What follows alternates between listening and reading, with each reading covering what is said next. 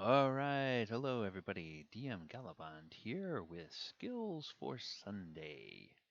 And in this segment, we talk about a different skill or feat from the D&D game, and then look back in history and see how it has evolved over time. So today, what we're going to be looking at is we're going to be looking at the Dungeon Delver feat. And in 5th edition, Dungeon Delver allows you to be alert to hidden traps and secret doors found in many dungeons, and it gives a character the following benefits.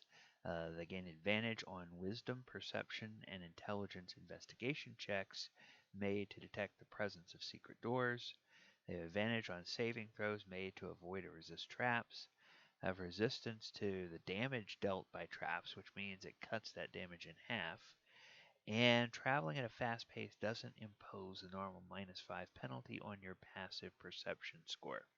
So you can get through things a little faster and you still will notice all those little details like you would if you were going a little bit slower and taking your time.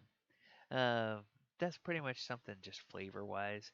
The only time that might come into effect in a game is if the party is on some sort of a quest where there's a time component.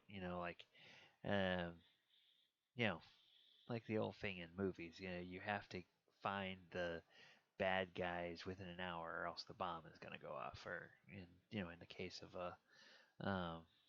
a fantasy setting, you have to find the princess in an hour, or else she's gonna get eaten by the Gru. Whatever it is. And then this particular feat doesn't have a long history as a feat or a specific skill in D&D. I mean, there was a lot of little things that would add up and do the same thing that Dungeon Delver does in 5th edition. The closest thing that we have to it is in 4th edition. There was a skill, wasn't a feat in that edition, but it was a skill called Dungeoneering. And for that one, you've picked up knowledge and skills related to dungeoneering, including finding your way through dungeon complexes, navigating winding caverns, recognizing dungeon hazards, foraging for food in the Underdark, etc., etc. And there are several specific um, pieces, subcategories of that. So, dungeoneering knowledge. You make a dungeoneering check to remember a useful bit of knowledge about an underground environment, and that works the same way that knowledge checks do in this edition. Forage, you can make a foraging check while you're in the Underdark to find enough food and water to last for 40 hours or for 24 hours. And I guess that applies both to the Underdark and in underground environments that approximate outdoor wilderness ones, such as caverns or underground complexes containing pools of water, edible fungus, etc., etc. And then there's the various DCs for that. You spend an hour foraging, DC 15 to find food and water for one person, DC 25 for up to 5 people, and success, you find enough food and water for 24 hours. Failure, you find no food or water, you can forage again, but in a different area. And then monster knowledge. So you make a dungeoneering check to identify a creature that has the aberrant origin, which is a creature of the far realms. Um, in 5th edition, we those are referred to as aberrations. So um, aberrant, I guess. Yeah, aberrations. So probably the correct pronunciation for 4E would probably be aberrant. But that's it, really, for the history of this particular feat in the game. Not a whole lot to it.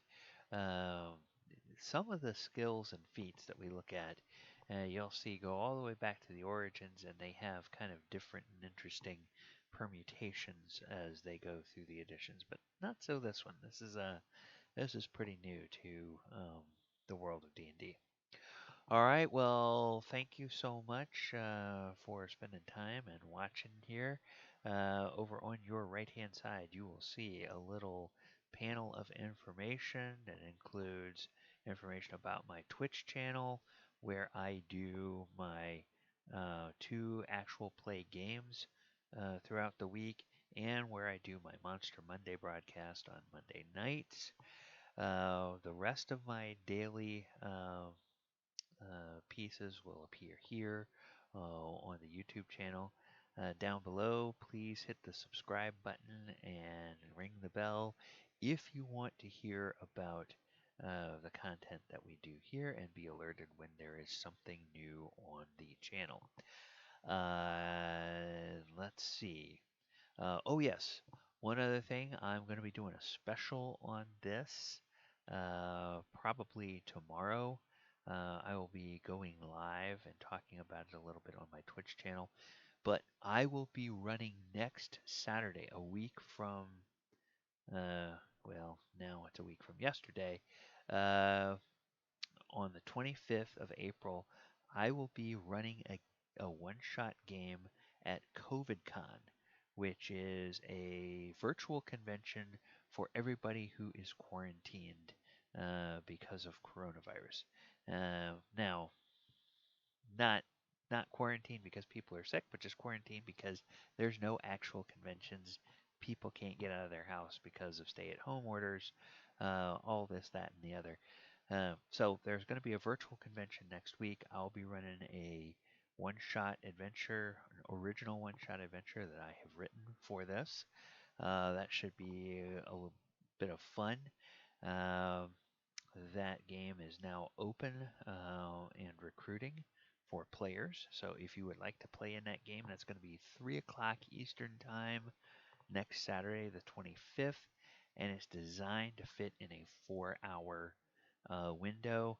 Because it is a complete 5-act adventure played in 4 hours, it is going to be a bit on rails, and the options that you have are going to be a little bit limited, but hopefully we can approximate a fun D&D one-shot experience, even with trying to get things all done in one single session as we go. So hopefully we will see some of you there at the con live on the stream, and watch for my announcement about that, my full-fledged announcement about that coming later this weekend. All right, everyone, take care. Please stay safe, and hopefully we will be through on the other side of all this COVID-19 stuff before too long. But we we will. Oh, I guess it'll take as long as it takes, and we'll just have to put up with it until all of the data and science experts tell us that it's safe. So anyway, talk to you later. Take care.